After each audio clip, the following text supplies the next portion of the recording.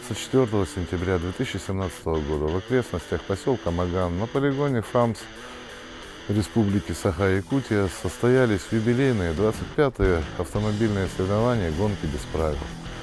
В них принимало участие 23 экипажа, 23 человека.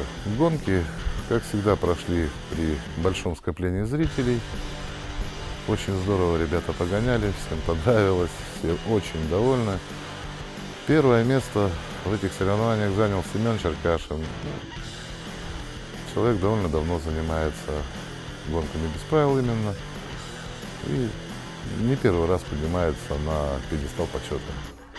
Второе место занял Владимир Буданов, тоже неоднократный призер гонок без правил. Сравнительно молодой участник. Третье место Нургатин Раиль. Насколько я помню, он первый раз зашел на пьедестал. Я думаю, что не последний. Парень делает успехи. Все очень были довольны его ездой.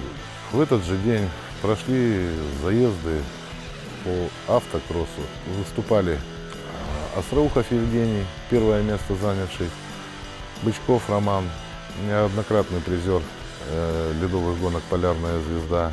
Второе место он занял. И третье место Виктор Хандобин, молодой участник, новенький у нас. На следующий год у нас довольно большие планы. Сейчас подана заявка в Министерство спорта Республики Саха о проведении уже 3 этапов гонок без правил в год.